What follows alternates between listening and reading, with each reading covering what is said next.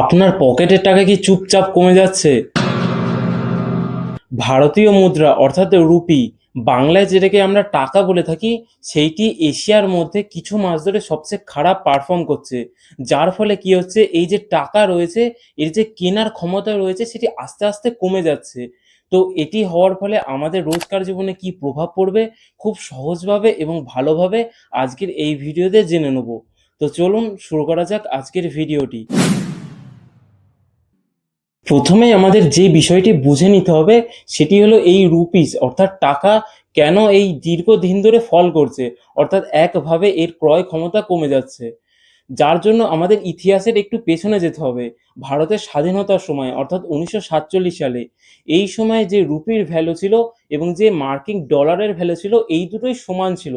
তো এইখানে প্রত্যেকের মনে একটি করে প্রশ্ন জাগতে পারে যে কিছুদিন আগে যে ডলারের ভিত্তিতে রুপিসের মূল্য ছিল সেটি ছিল ৮০ টাকা বা ৮৫ টাকার আশপাশে। কিন্তু এখন চলছে প্রায় ৯৬ টাকা বা ৯৫ টাকা। তো এইখানে অনেকের মনে হতে পারে যে এর রুপিসের মূল্য তো অনেক বেড়েছে। তো এখানে কেন আমরা এটিকে খারাপ বলছি? বিষয়টি মোটেও এখানে এমন নয়। কিছু, কিছু সময় এই রুপিসের দাম বাড়ার জন্য আমাদের অর্থনীতিতে কিছু ভালো প্রভাবও দেখা যায়। কিন্তু একভাবেই যে রুপিসের দাম রয়েছে সেটি একভাবেই কিছু মাস ধরে যতটা বৃদ্ধি পেয়েছে এটি ভারতীয় অর্থনীতির জন্য অত ভালো দিক নয়।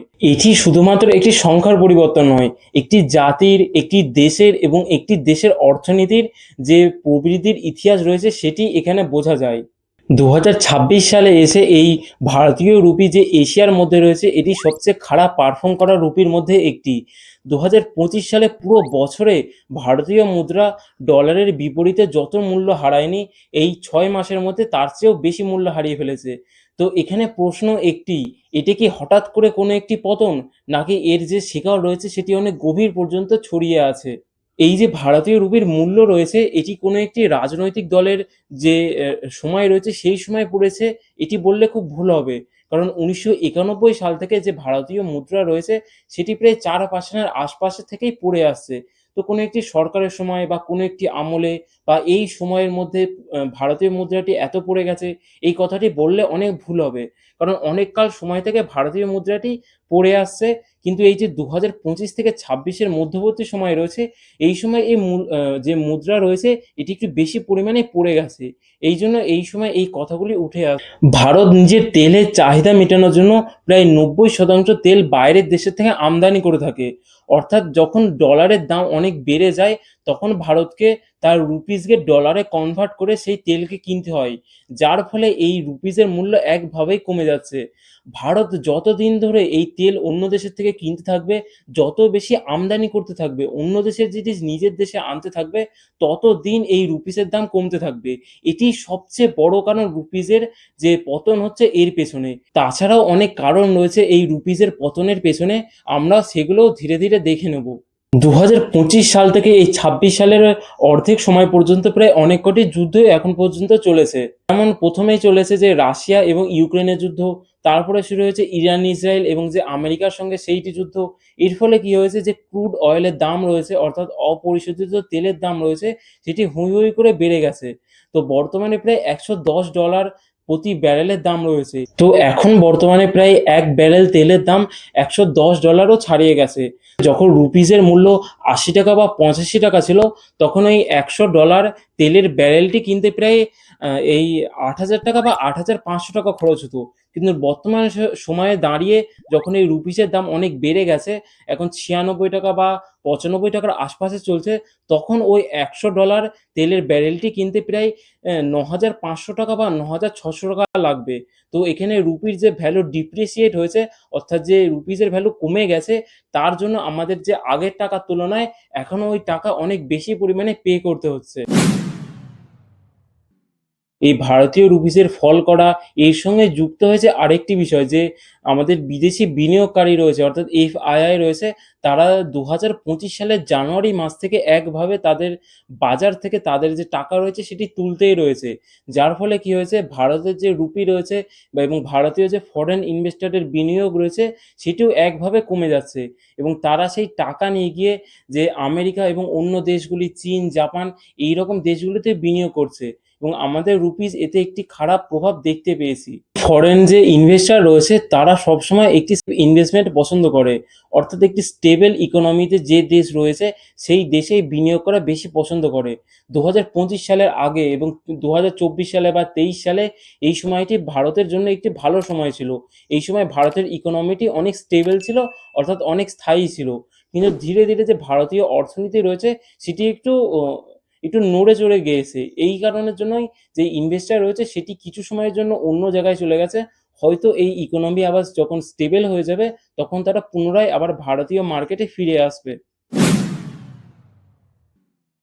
2025 সালের 2 এপ্রিল মার্কিন প্রেসিডেন্ট ডোনাল্ড ট্রাম্প ভারতের ওপরে 26% ট্যারিফ ঘোষণা করেন এবং আগস্ট মাস আসতে আসতে এটি প্রায় 50% চলে যায়। তবুও ভারত রাশিয়ার থেকে তেল কেনা বন্ধ করেনি। কিন্তু 2026 সালে এসে এটি একটি চুক্তির মাধ্যমে এটি 18% নিয়ে আসা হয়। যার ফলে যে ক্ষতি ভারতের হয়, যেসব কোম্পানিগুলো রপ্তানি করে থাকে আমেরিকাতে তাদের প্রায় $300 বিলিয়ন কাছাকাছি ক্ষতি হয়ে যায়। এবং যেসব কোম্পানিগুলো ওই আমেরিকাতে বিভিন্ন পণ্য রপ্তানির মাধ্যমে ডলার ভারতের কাছে নিয়ে আসে, সেইগুলোতেও অনেক একটি আমরা পার্থক্য দেখতে পাই। যার ফলে যে ভারতীয় রুপি রয়েছে এর উপরে একটি প্রভাব চলে আসে। ভারতীয় রিজার্ভ ব্যাঙ্ক অর্থাৎ আরবিআই এই ভারতীয় রুপিস ফল নিয়ন্ত্রণ করার জন্য একদম মাঠ থেকে লড়েছে। যার জন্য ভারতের যে আরবিআই রয়েছে সেটি প্রায় $3.6 বিলিয়ন শুধু নিলাম করেছে এই রুপির ফল থামানোর জন্য এবং তারা প্রায় $5 বিলিয়ন এরও বেশি টাকা সোয়াপ করেছে এই রুপির ফল করার জন্য। এবং যার ফলে কি হয়েছে, ভারতের যে ইকোনমি রয়েছে সেটি বর্তমানে এই পরিস্থিতিতে রয়েছে। 1991 সালের তুলনায় ভারতের অবস্থা অনেকটাই ভালো রয়েছে বর্তমান সময়ে। বর্তমান সময়ে দাঁড়িয়ে ভারতের কাছে প্রায় $600 বেশি, $600 বিলিয়ন বেশি প্রায় বৈদেশিক মুদ্রা ভান্ডারের রিজার্ভ রয়েছে, যা দিয়ে ভারত প্রায় 11 মাস পর্যন্ত নিজের খরচ চালাতে পারবে। কিন্তু 1991 সালে ভারতের কাছে যে রিজার্ভ ছিল সেটি দিয়ে কোনো রকমে 2 থেকে 3 মাস পর্যন্তই চলা যেত। এইবার এটি বুঝে নেওয়া যাক যে এই রুপি ফল করার পেছনে সাধারণ মানুষের কি ক্ষতি রয়েছে। তো সংখ্যা যেটি বলছে সেটি হলো যে যদি ভারতীয় যে রুপি রয়েছে সেটি ডলারের বিপরীতে যদি 5% বা 6% এর আশপাশে ফল করে তাহলে যে জিনিসের দ্রব্যমূল্য রয়েছে সেটি প্রায় 20 থেকে 25% এর আশপাশে বেড়ে যায়। অর্থাৎ কোনো জিনিসের দাম যদি ৳100 থেকে থাকে এবং রুপির যে দাম রয়েছে সেটি 5% বেড়ে যায় তাহলে এই জিনিসটির দাম প্রায় ৳125 হয়ে যাবে। তবে কিছু কিছু জায়গায় এর আঘাত স্পষ্টভাবে লক্ষ্য করা যায়। যেমন যেসব ছাত্রছাত্রীরা বিদেশে পড়াশোনার জন্য যায়, যখন তার পরিবার ভারতে বসে তাদেরকে টাকা পাঠাতে চায়। যেমন ধরো কোনো ছাত্রকে বা ছাত্রীকে তার পরিবার $100 পাঠাবে। আগে যেখানে ৮৫০০ বা ৳৮৬০০ ওই $100 কেনার জন্য খরচ হতো, এখন সেটি প্রায় ৳৯৫০০ থেকে ৳৯৬০০ ওই $100 কেনার জন্যই খরচ হচ্ছে। যখন কোনো প্রাইভেট কোম্পানি বা কোনো একটি অন্য মানুষ যখন বাইরের কোনো দেশের থেকে লোন নেয় এবং যখন সেটি রিপে করতে যায় এই রুপিস অনেক ফল করার কারণে তাদের আরও বেশি পরিমাণে ইন্টারেস্ট সেই লোনের উপরে দিতে হয়। যার ফলে তাদের আরও সমস্যার সম্মুখীন হতে হয়। কিন্তু এমন অনেক জায়গা রয়েছে বা এমন অনেক মানুষজন রয়েছে যাদের এই রুপিস পতনের কারণে তাদের লাভ হবে বা একটু হলেও সুবিধা হবে। যেমন যারা ডলারে ইনকাম করে থাকে এবং বা যারা অন্য দেশে বসবাস করে এবং তাদের পরিবার ভারতে থাকে। তারা যখন ওই ডলারের টাকাটি ভারতে পাঠায় তখন কিছু টাকা হলেও বেশি পাওয়া যায় এই রুপিস পতনের কারণে। অনেক অর্থনীতিবিদের মতে এই যে ভারতের রুপির পতনের ফলে অনেক ভারতীয় যে কোম্পানি রয়েছে তাদের মধ্যে রপ্তানি প্রতিযোগিতামূলক হয়ে যাবে এবং ভারতের যে অর্থমন্ত্রী রয়েছে নির্মলা সীতারামন তারও এটি মতামত আছে যে ভারতের এই রুপি পতনের জন্য যে ভারতের রপ্তানি রয়েছে সেটি কিছুটা হলেও বেড়ে যাবে। কিন্তু এখানে আরেকটি প্রশ্ন রয়েছে যে ভারত যেসব জিনিসগুলি রপ্তানি করে থাকে সেই সব জিনিসের যেসব কাঁচামাল রয়েছে সেই সব জিনিসগুলো আমাদেরকে আমদানি করে আনতে হয়। তার ফলে আরও বেশি পরিমাণে টাকা খরচ হয়েই চলেছে।